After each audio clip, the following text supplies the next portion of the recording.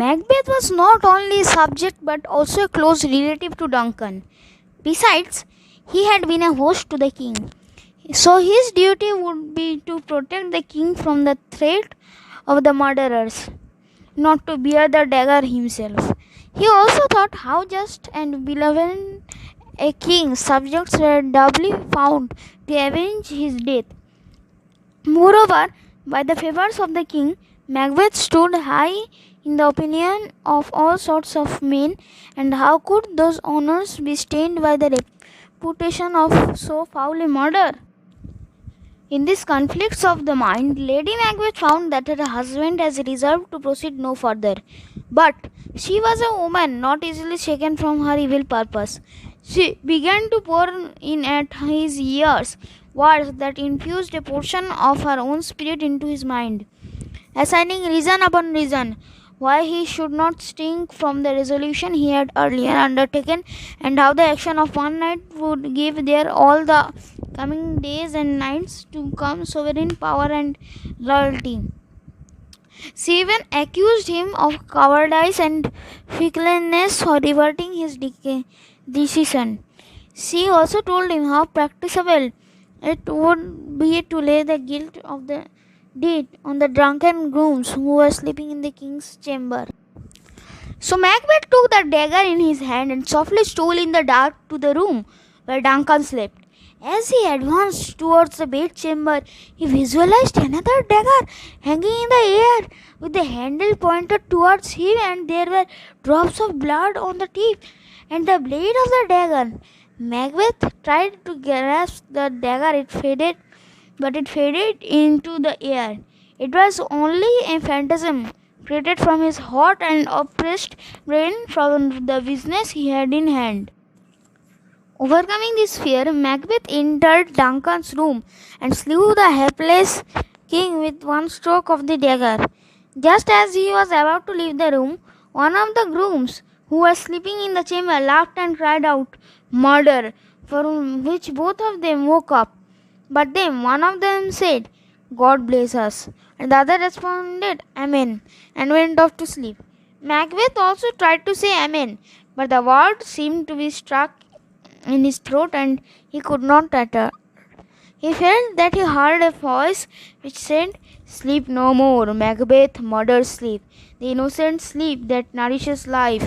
Glamis has murdered sleep, and therefore cowards there shall therefore sleep no more. Macbeth shall sleep no more." Macbeth thus returned to his wife, who by now had started to think that he had failed in his objective. He came in such distracted state that she approached for his want of resoluteness and sent him to wash his hands of the blood that stained them. Meanwhile, she took the dagger to stain the cheeks of the grooms with blood in order to make it seem their guilt. Day broke, and it was the discovery of the murder. And though Macbeth and his wife showed their utmost grief, and evidence of the murder were sufficiently strong against the grooms, yet the entire suspicion fell upon Macbeth. Duncan's two sons fled immediately.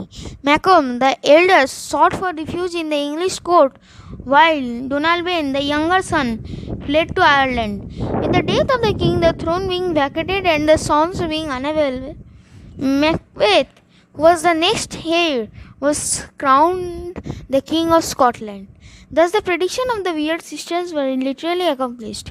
Macbeth and his queen could not forget the prophecy of the weird sister, that though Macbeth would be the king, but the children of Banquo and not of Macbeth would be the kings after him.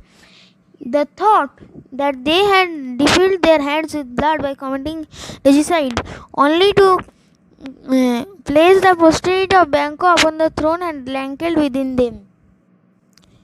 So they decided to kill Banquo and his son Fleance to nullify the prediction of the weird sisters.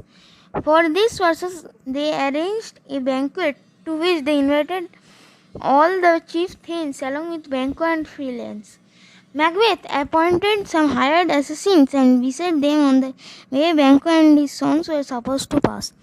The assassins pounced on them and killed Banquo, but Fleance managed to escape.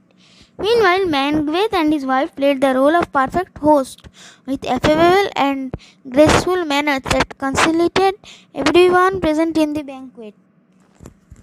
Macbeth discoursed freely with the thanes and noblemen and regretted the absence of his dearest friend Banquo. No sooner did he lament for his friend, whom he was missing in the banquet, Macbeth saw the ghost of Banquo occupying the seat reserved for him. At this horrible sight, his cheeks became white fear, and he stood quite unmannered with his eyes fixed upon the ghost. His queen and all the other nobles saw nothing, but perceived him gazing upon an empty chair. They took it to be a fit of distraction, and Lady Macbeth even approached him and told him it was the same fancy which made him see the dagger in the air when he was about to murder Duncan. But Macbeth continued to visualize the ghost of Banquo and gave no heed to all the nobleman could say and addressed the ghost with distracted words. Lady Macbeth, fearing the dreadful secrets would be disclosed, in great haste dismissed the guests, excusing the infirmity of Macbeth. Macbeth and his wife had their sleeps affected with terrible dreams, and the blood of Banquo troubled them not more than the escape of Fleance, whom they now looked upon as a father to a line of kings who would keep their posterity out of the throne. With these thoughts, they found no peace, and Macbeth decided to visit the hill one more in search of the three weird sisters to know his final outcome.